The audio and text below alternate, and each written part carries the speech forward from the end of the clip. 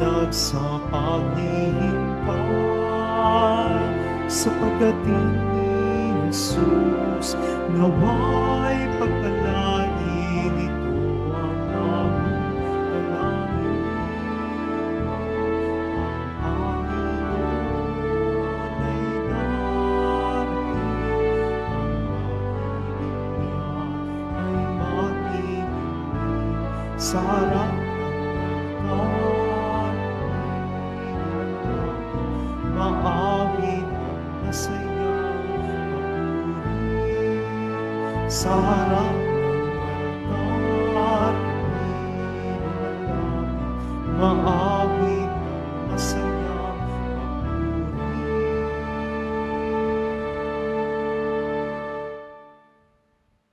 Sa ngalan ng Ama at ng Anak at ng Espiritu Santo, Amen. sumainyo ang Panginoon. At sumayo rin. Mga kapatid, aminin natin ang ating mga kasalanan upang tayo ay maging marapat gumanap sa banal na pagdiriwang. Tayo pong lahat, inaamin ko sa makapangyarihang Diyos at sa inyo mga kapatid, na lubha akong nagkasala sa isip, sa salita, sa gawa, at sa aking pagkukulang. Kaya isinasamo ko sa mahal na Birheng Maria, sa lahat ng mga anghel at mga banal, at sa inyo mga kapatid na ako'y ipanalangin sa Panginoong ating Diyos. Kaawaan tayo ng makapangyarihang Diyos, patawarin tayo sa ating mga kasalanan at patnubayan tayo sa buhay na walang hanggan. Amen. Panginoon, kaawaan mo kami. Panginoon, kaawaan mo kami. Kristo, kaawaan mo kami. Kristo, kaawaan mo kami. Panginoon, kaawaan mo kami. Panginoon, kaawaan mo kami. Manalangin tayo. Ama naming makapangyarihan, minarapat mong mahayag ang iyong kadakilaan sa pagsilang na mahal na Birhen para sa sanlibutan. Ang dakilang misteryong ito ng pagkakatawang tao ng anak mo ay mapaukulan nawa namin ang lubos na pananalig at maipagdiwang namin ang may di magmamaliw na pag-ibig sa pamamagitan niya kasama ng Espiritu Santo magpa sa walang hanggan. Amen. Magsipo muna ang lahat.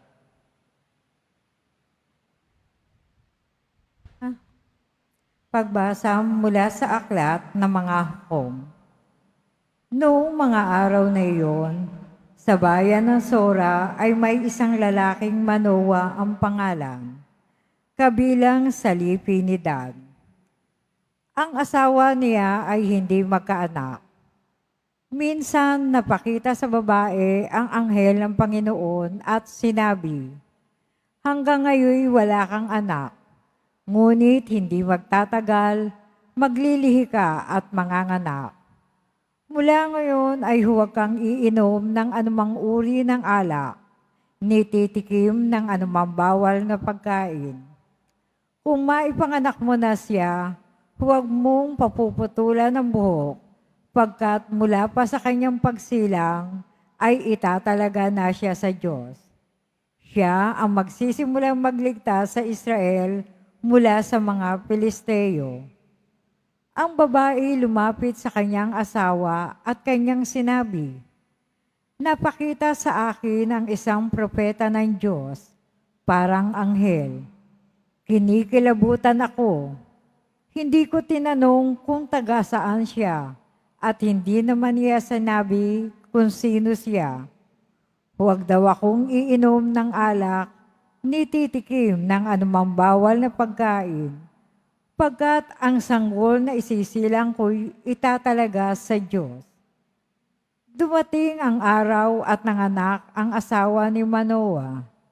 Lalaki ang sanggol at pinangalanan nilang Samson. Lumaki ang bata na patuloy na pinagpapala ng Panginoon. Ang Espiritu ng Panginoon ay lumukob kay Samson.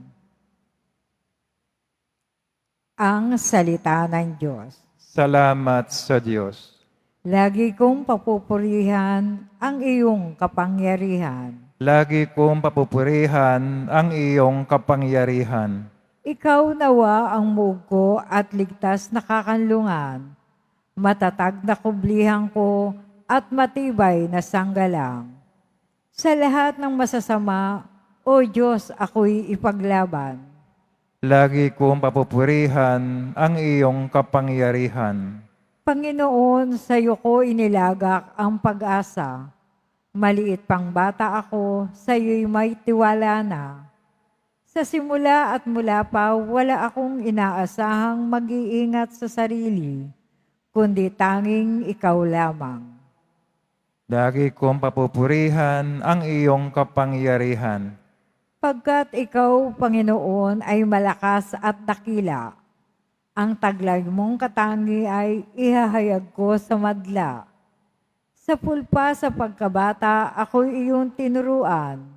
Hanggang ngayon sinasambit ang gawa mong hinangaan. Lagi kong papupurihan ang iyong kapangyarihan. Tumayo na po ang lahat.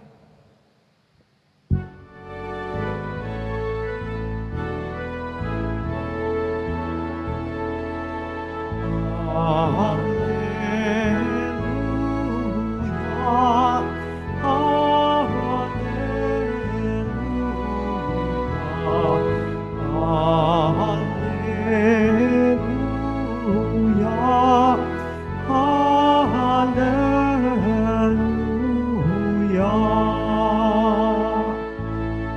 Sa ugat ni Jesus,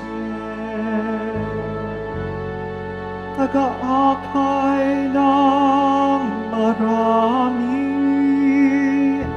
halina tubusin kami. Hallelujah, hallelujah,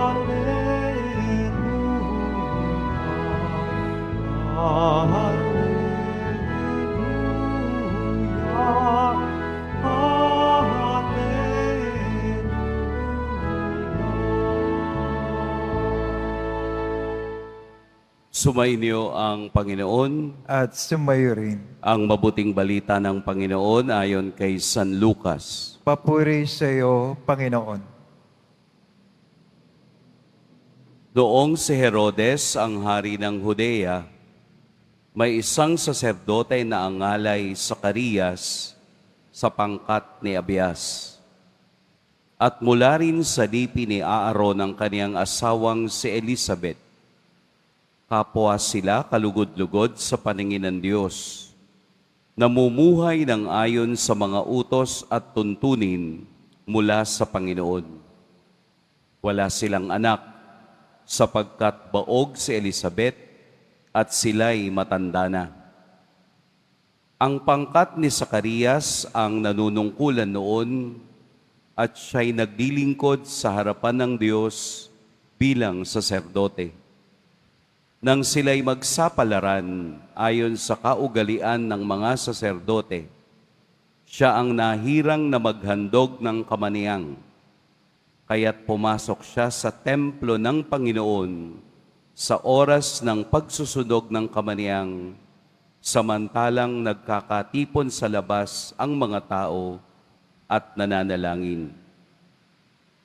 Walang ano-ano'y napakita sa kaniyang isang anghel ng Panginoon, nakatayo sa gawing kanan ng dambanang sunugan ng kamaniyang. Nagulat si Zacarias at sinidlan ng matinding takot nang makita ang anghel. Ngunit sinabi nito sa kaniya, "Huwag kang matakot, Zacarias. Dininig ng Diyos ang panalangin mo. Kayo ni Elizabeth ay magkakaanak ng isang lalaki, at Juan ang ipangangalan mo sa kaniya. Ikaw ay matutuwa at magiging maligaya, at marami ang magagalak sa kaniyang pagsilang, sapagkat siya'y magiging dakila sa paningin ng Panginoon. Hindi siya iinom ng alak o anumang inuming nakalalasing. Sa sinapupunan pa lamang ng kaniyang ina, Mapupuspos na siya ng Espiritu Santo. Marami sa mga anak ng Israel ang panunumbalikin ito sa kaniyang Panginoong Diyos. Mauuna siya sa Panginoon, taglay ang espiritu at kapangyarihan ni Elias, upang pagkasunduin ang mga ama at ang mga anak, at panumbalikin sa daan ang matuwid ang mga suwail. Sa gayon, ipaghahanda niya ng isang bayan ang Panginoon. Sinabi ni Zacarias sa anghel, "Paano ko po matitiyak na mangyayari ito, sapagkat ako'y napakatanda na at gayon din ang aking asawa?" Sumagot ang anghel, "Ako si Gabriel na naglilingkod sa harapan ng Diyos.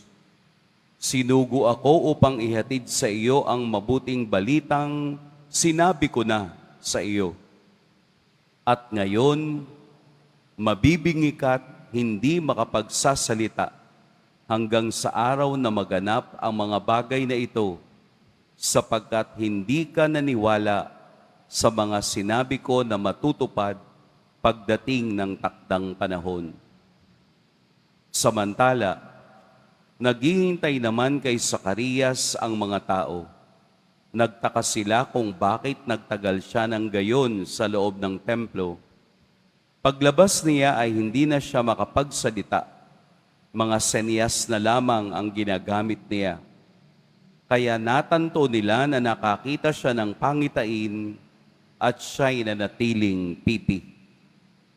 Nang matapos ang panahon ng kaniyang paglilingkod ay umuwi na siya.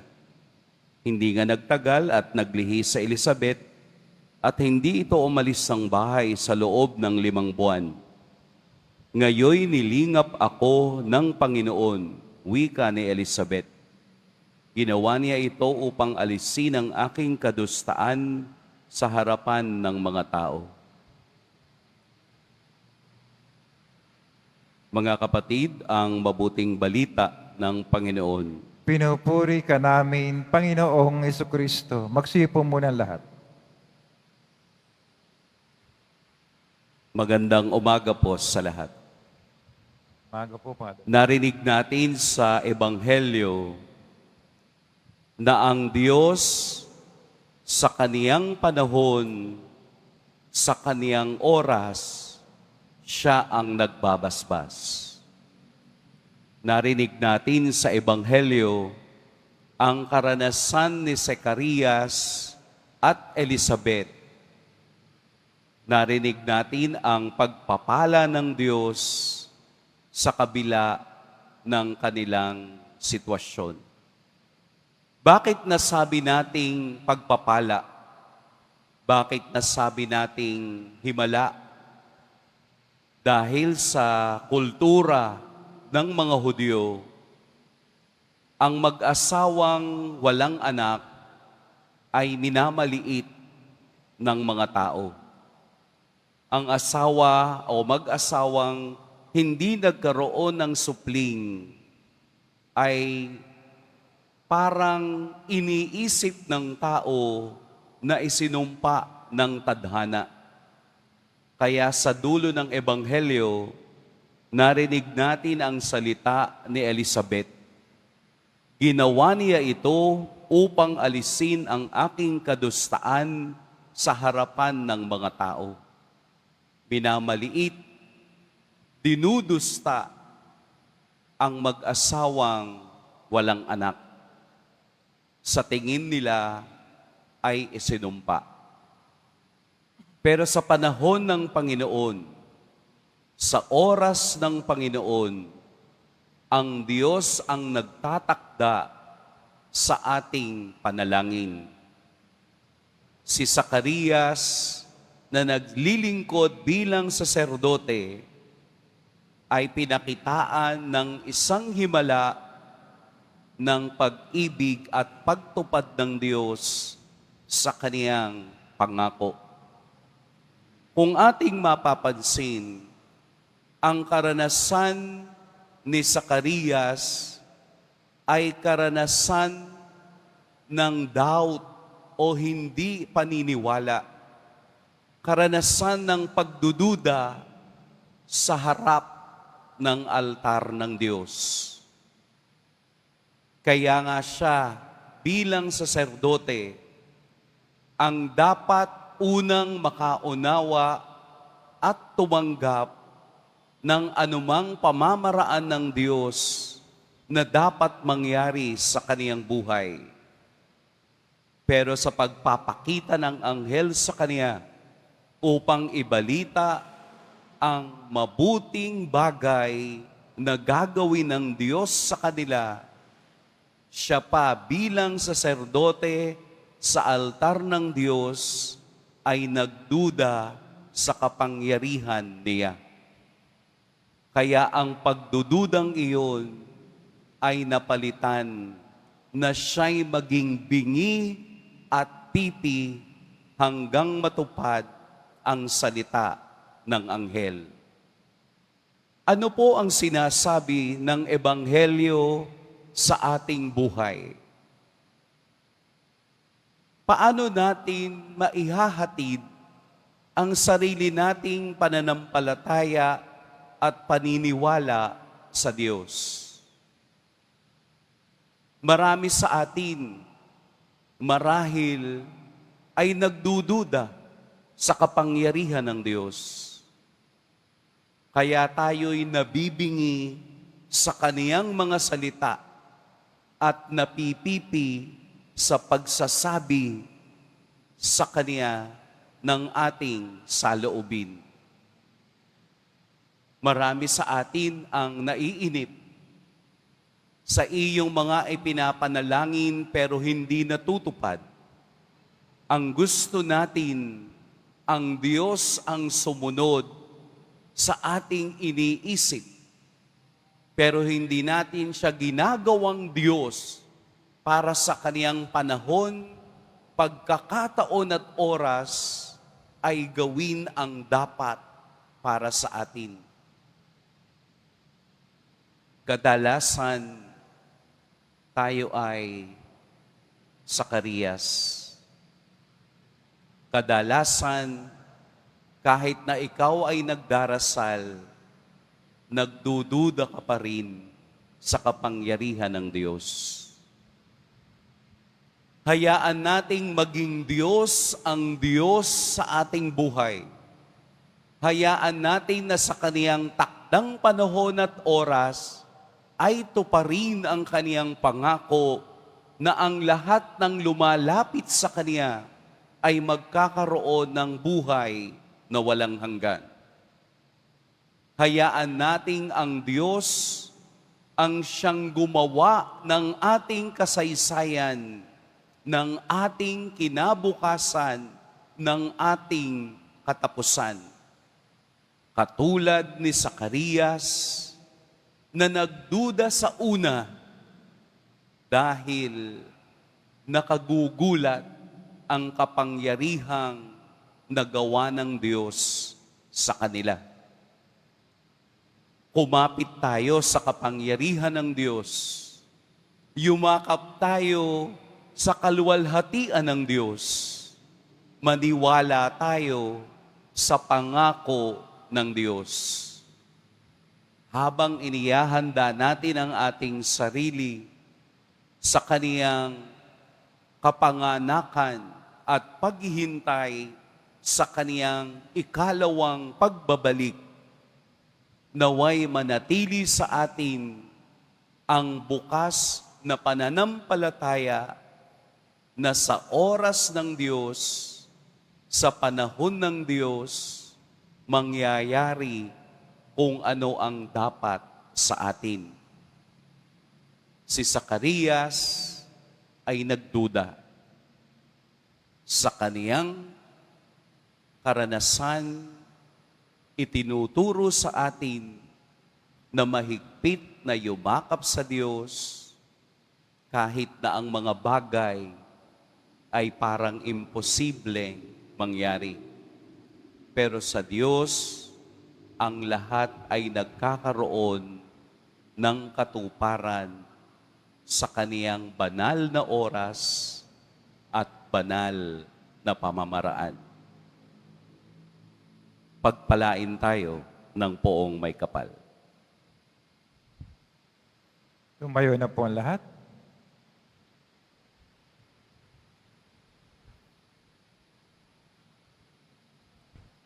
Minamahal kong mga kapatid, hindi madadaig sa kagandahang loob ang Diyos.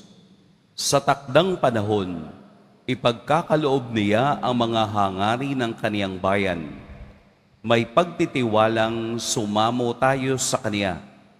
Diyos ng katuparan, pagpalain mo kami. Diyos ng katuparan, pagpalain mo kami. Kahit sa gitna ng mga pag-aalinlangan, naway patuloy tayong magtiwala sa Panginoon. Manalangin tayo. Diyos ng katuparan, pagpalain mo kami. Tulad ni Zacarias at Elizabeth, ang mga magulang naway tanggapin ang mga supling ng may pagmamahal at pananagutan. Manalangin tayo. Diyos ng katuparan, pagpalain mo kami. Sa mga kabataan, naway maraming bukas palad na tumugon sa panawagan, sa pagpapari at buhay na nakatalaga sa Diyos. Manalangin tayo. Diyos ng katuparan, pagpalain mo kami. Ang mga may sakit, naway pagalingin ng Panginoon at ang mga nasa bingit ng kamatayan ay magkaroon ng kapanatagan. Manalangin tayo. Diyos ng katuparan, pagpalain mo kami. Ang mga namayapa naway tanggapin sa kagalakan ng kaharian ng Diyos. Manalangin tayo. Diyos ng katuparan, pagpalain mo kami. Panginoon, puspusin mo kami ng iyong Espiritu nang sa gayon ay salubungin namin ang aming tagapagligtas ng may galak at sigla. Hinihiling namin ito sa pamamagitan ni Kristong aming Panginoon. Amen. Magsipo muna lahat.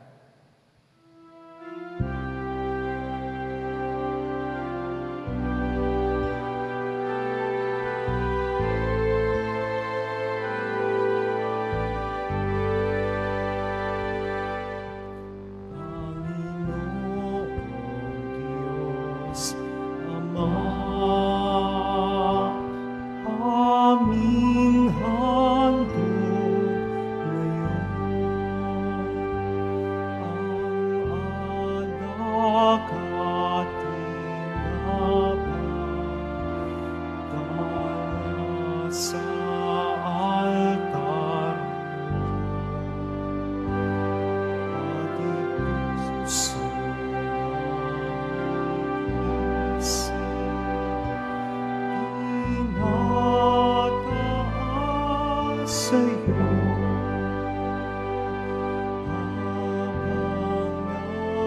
naghihintay kung Kristo'y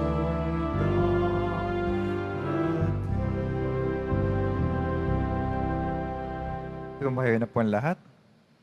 Manalangin kayo mga kapatid upang ang paghahain natin ay kalugdan ng Diyos amang makapangyarihan. Tanggapin nawa ng Panginoon itong paghahain sa iyong mga kamay, sa kapuri niya at karangalan, sa ating kapakinabangan at sa buong sambayanang banal.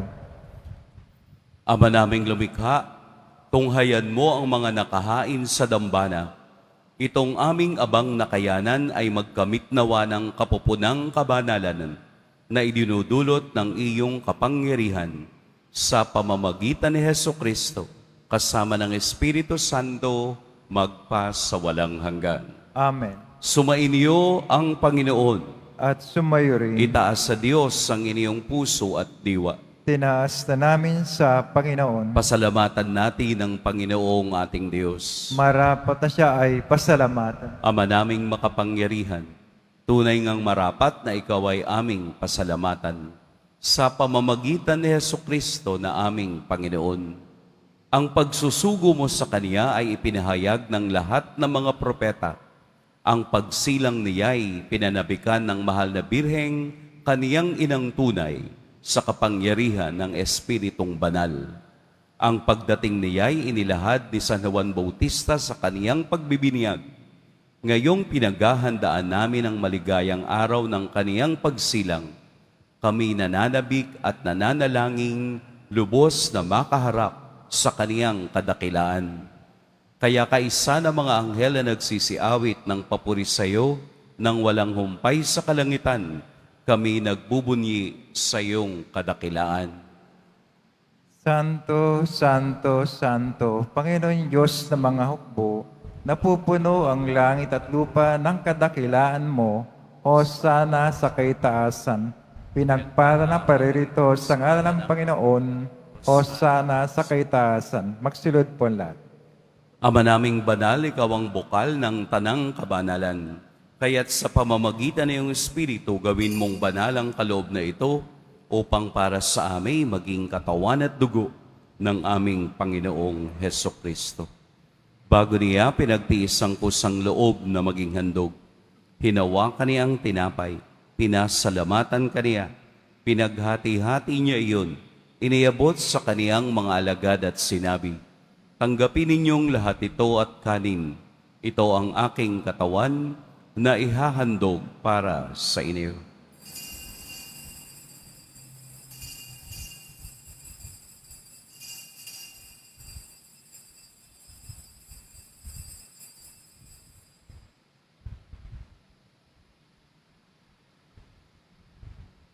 Gayun din naman, noong matapos ang hapunan, hinawakan niya ang kalis, muli kaniyang pinasalamatan, inabot niya ang kalis sa kaniyang mga alagad at sinabi, tanggapin ninyong lahat ito at inumin, ito ang kalis ng aking dugo, ng bago at walang hanggang tipan, ang aking dugo na ibubuhos para sa inyo at para sa lahat, sa ikapagpapatawad ng mga kasalanan.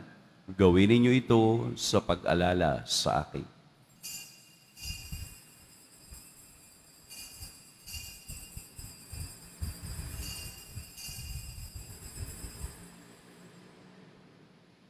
Tumayo na po ang lahat. Ipagbunyi natin ang misteryo ng pananampalataya. Kristo'y namatay, si Kristo'y nabuhay, si Kristo'y babalik sa wakas ng panahon. Ama, ginagawa namin ngayon ang pag-alala sa pagkamatay at muling pagkabuhay ng iyong anak. Kaya't iniaalay namin sa iyo ang tinapay na nagbibigay buhay at ang kalis na nagkakaloob ng kaligtasan. Kami nagpapasalamat dahil kami iyong minarapat na tumayo sa harap mo para maglingkod sa iyo. Isinasamo namin kaming magsasalo-salo sa katawan at dugo ni Kristo ay mabuklod sa pagkakaisa sa pamamagitan ng Espiritu Santo. Ama, lingapin mo ang iyong simbahang laganap sa buong daigdig. Puspusin mo kami sa pag-ibig, kaisa ni Francisco na aming Papa, at ni Jose na aming obispo at ng tanang kaparian. Alalahanin mo rin ang mga kapatid naming nahimlay nang may pag-asang sila'y muling mabubuhay, gayon din ang lahat ng mga pumanaw. Kaawaan mo sila at patuloyin sa iyong kaliwanagan. Kaawaan mo at pagintapating kaming lahat na makasalo sa iyong buhay na walang wakas. Kaisa ng mahal na Birheng Maria na ina ng Diyos, ng kabiyak ng puso niyang si San Jose, kaisa ng mga apostol ni San Juan Bautista, at ng lahat ng mga banal na namuhay dito sa daigdig ng kalugod-lugod sa iyo, maipagdiwang nawa namin ang pagpupuri sa ikararangal mo sa pamamagitan ng iyong anak na aming Panginoong Hesukristo. Sa pamamagitan ni Kristo, kasama niya at sa Kanya, ang lahat ng parangal at papuri sa iyo, Diyos Amang makapangyarihan, kasama ng Espiritu Santo, magpa sa walang hanggan. Amen. Sa tagubili ng nakagagaling na utos at sa turo na Jesus na Panginoon natin at Diyos, ipahayag natin ng lakas loob. Ama namin, Sumasalangit ka, sambahin ang ngalan mo. Mapasa amin ang kaharian mo. Sundin ang loob mo dito sa lupa para nang sa langit. Bigyan mo kami ngayon ng aming kakanin sa araw-araw at patawarin mo kami sa aming mga sala para ng pagkapatawad namin sa nagkakasala sa amin. At huwag mo kaming pahintulot sa tukso at iadya mo kami sa lahat ng masama. Hinihiling namin kami iadya sa lahat ng masama. Pagkalooban ng kapayapaan araw-araw, iligtas sa kasalanan at ilayo sa lahat ng kapahamakan.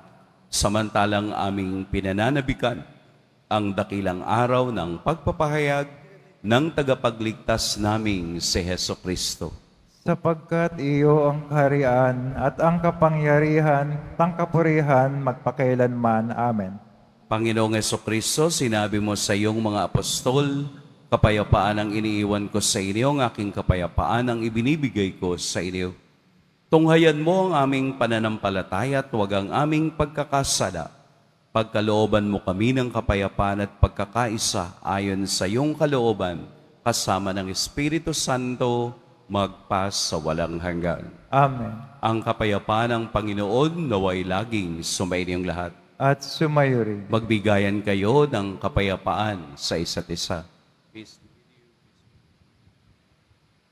Kordero ng Diyos na nagalis ng mga kasalanan ng sanlibutan, maawa ka sa amin. Kordero ng Diyos na nagalis ng mga kasalanan ng sanlibutan, maawa ka sa amin. Kordero ng Diyos na nagalis ng mga kasalanan ng sanlibutan, ipagkaloob mo sa amin ang kapayapaan. Magsilod po ang lahat. Ito ang kordero ng Diyos, ito ang nag-aalis sa mga kasalanan ng sanlibutan. Mapapalad ang inaanyayahan sa kaniyang piging. Panginoon, hindi ako karapat-dapat na magpatuloy sa iyo, ngunit sa isang salita mo lamang ay gagaling na ako.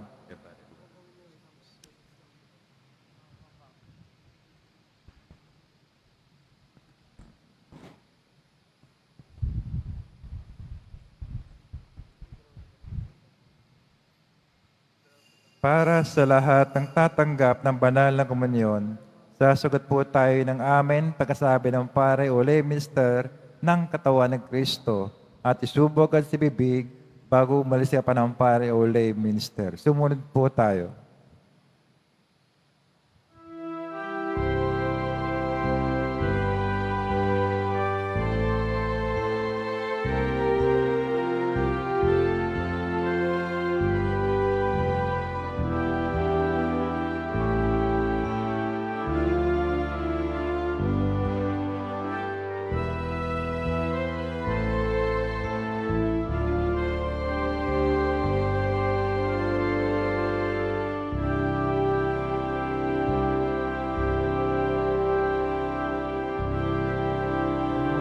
Panginoon, hanggang kailan kami sa iyo maghihintay?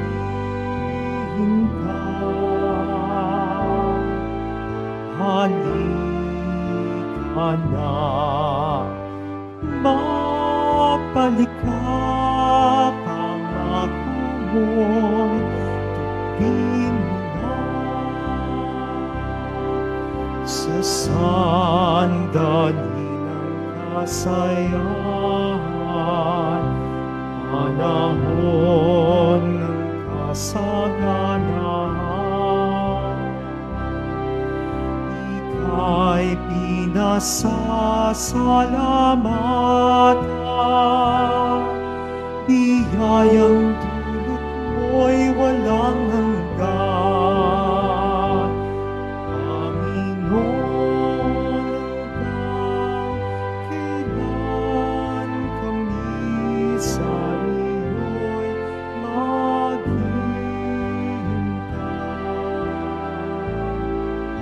Halika na, mabalik ka, pangako mo,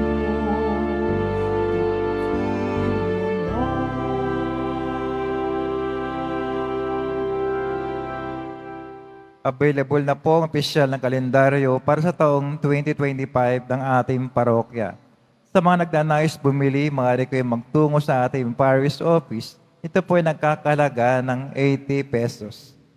Mga kadeboto, mabibili pa rin po sa ating parish finance office ang Nazareno images, Nazareno medallion, at Nazareno novena booklet. Pagkatapos ng misa, wiwisikan po ang lahat ng banal na tubig. Pinakikiusapan ng lahat na manatili lamang muna sa inyong mga lugar. Tanging sa Quezon Boulevard o sa plaza naman lamang ang labasan ng lahat.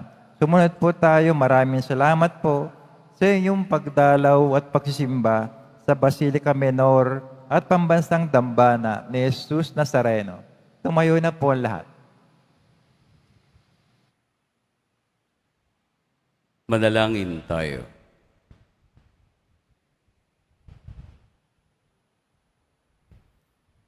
Ama naming mapagmahal, bilang pagtanaw ng utang na loob sa aming pinagsaluhan, kami ay panatilihin mong nananabik sa mga darating mong bigay upang mapaghandaan naming tanggapin ng marangal ang pagsilang ng aming manunubos na mahal na siyang namamagitan kasama ng Espiritu Santo magpa sa walang hanggan. Amen. Sumainyo ang Panginoon. At sumayo rin. Yumuko kayo para sa pagbabasbas. Mahal na Poong Jesus Nazareno, inihayag mo sa pamamagitan ng krus ang walang maliw na pag-ibig ng Diyos sa sangkatauhan. Pakinggan mo ang kahilingan, lalo na para sa mga nangangailangan ng iyong tulong at awa. Makamtan nawa namin ang iyong kasagutan na may utang na loob na tinatanaw. Basbasin din po ninyo itong mga imahen at dasalan upang lalo kaming manalangin at magtiwala. Sa pamamagitan ng bendisyon na ito, naway lalo kaming maging mapaglingkod, masunurin at tapat sa iyo na aming maluwalhating Panginoon magpa sa walang hanggan. Amen.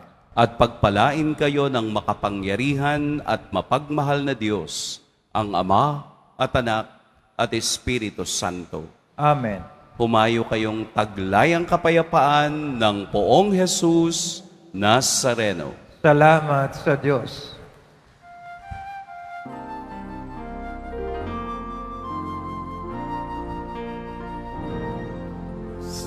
Padre Jesus Nazareno, sinasamba ka namin. Initinto ka namin. Aral mo ang aming buhay at kaligtasan. Cristo Padre Jesus Nazareno, iligtas mo kami sa kasalanan. Ang krus mong namatayan ay sagisag ng kaligtasan. Nuestro Padre Jesus Nazareno, dinaranan amin. Nuestro Padre Jesus Nazareno, inuwalhati ka namin. Nuestro Padre Jesus Nazareno, dinaranan ka namin. Nuestro Padre Jesus Nazareno, inuwalhati ka namin.